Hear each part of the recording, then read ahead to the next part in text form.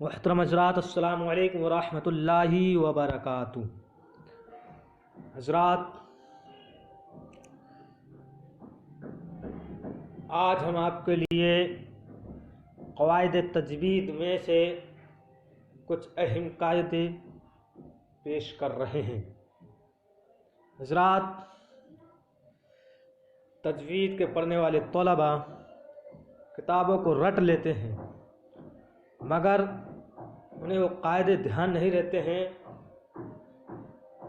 اور سمجھ نہیں آتا ہے کہ قاعدوں کو کیسے دھیان میں رکھا جائے، کیسے انہیں سمجھا جائے کہ پھر جو ہے اس کے بعد میں ہم ان قاعدوں کو نہیں بھولیں۔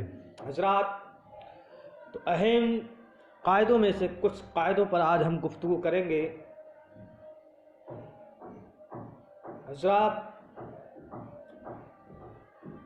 جیسا کہ آپ دیکھ رہے ہیں، ہم نے لکھا ہے پہلے کھانے میں لام، دوسرے میں میم، تیسرے میں نون یعنی تنوین۔ اس کو آپ بغور سماعت فرمائیں گے اور ویڈیو اچھی لگے تو لائک کریں، شیئر کریں، اور کوئی سوال ہو تو ضرور کمنٹ باکس میں کریں۔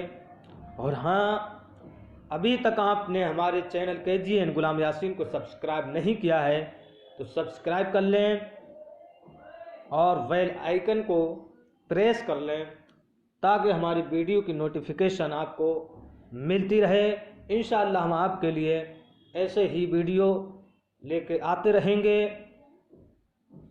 تو آئیے ویڈیو شروع کرتے ہیں۔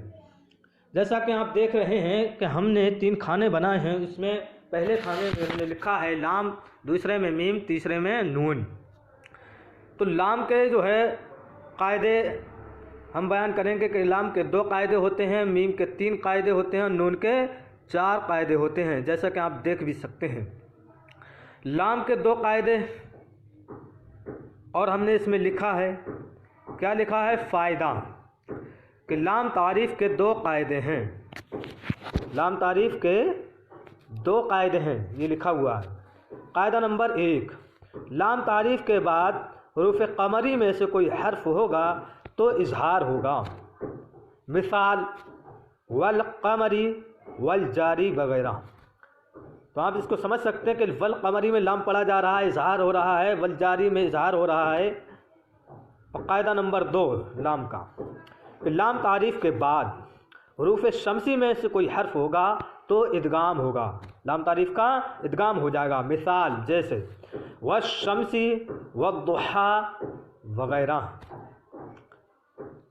حضرات، آئیے بڑھتے ہیں میم کی طرف۔ میم کے 3 قاعدے ہیں۔ قاعدہ میں جیسے کہ میں نے لکھ دیا ہے کہ میم ساکن کے 3 قاعدے ہیں۔ قاعدہ نمبر 1، میم ساکن کے بعد میم ہو تو ادغام شفوی ہوگا۔ مثال ہم معرضون وغیرہ، ادغام ہو گیا۔ قاعدہ نمبر 2، میم ساکن کے بعد اگر با ہو تو اخفا شفوی ہوگا۔ مثال ربہم بہم وغیرہ۔ قاعدہ نمبر 3، میم ساکن کے بعد میم اور با کے علاوہ کوئی حرف ہوگا تو اظہار شفوی ہوگا۔ مثال ہم معرضون وہم فیہا اور لہم اجر وغیرہ۔ آئیے بڑھتے ہیں نون اور تنوین کی طرف۔ فائدہ میں ہم نے جیسا کہ لکھا ہے، آپ دیکھ رہے ہیں کہ نون ساکن اور تنوین کے 4 قاعدے ہیں۔ قاعدہ نمبر 1، نون ساکن اور تنوین کے بعد حروف حلقی اغح خح میں سے کوئی حرف ہوگا تو اظہار ہوگا۔ مثال جیسے من غیرہ، یہ نون ساکن کی مثال ہے۔ کتاب حکیم وغیرہ، یہ تنوین کی مثال ہے۔ قاعدہ نمبر 2، نون ساکن اور تنوین کے بعد حروف یرملون میں سے حرف ہو تو ادغام ہوگا۔ مثال من یقول، نون ساکن کی مثال ہو گئی۔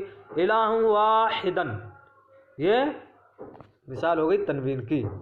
تو کیا ہو رہا ہے یہاں پر؟ ادغام۔ قاعدہ نمبر 3، نون ساکن اور تنوین کے بعد حرف با آ جائے تو اقلاب ہوگا۔ مثال جیسے من بعدی اور رجع بعید وغیرہ۔ यहाँ पर इक़लाब हो रहा है, और इक़लाब की एक पहचान है कि छोटी मीम बनी रहती है वहाँ पर, नून साकिन तनवीन के बाद जब जहाँ पर बा होगा छोटी मीम बनी रहेगी, जैसे कि आप देख रहे हैं। कायदा नंबर 4, नून साकिन और तनवीन के बाद मज़कूरा वाला हुरूफ हल्क़ी यानी अग़ाख़ा और हुरूफ यरमलून और बा हर्फ के अलावा कोई हर्फ आए तो इख्फ़ा होगा। मिसाल मन दखलहू, ये नून साकिन की मिसाल हो गई, रसूलिन करीमिन ये तनवीन की मिसाल हो गई, वगैरह। हज़रात, ये हमने कायदे पेश किए कि लाम के 2 कायदे हैं, मीम के 3 कायदे हैं, नून साकिन और तनवीन के 4 कायदे हैं। लाम के 2 कायदे कौन कौन से हैं? एक है इजहार का कायदा और दूसरा इदगाम का कायदा। मीम के 3 कायदे हैं, एक है इदगाम शफ़वी और दूसरा है इख्फ़ा शफ़वी और तीसरा है इज़हार शफ़वी।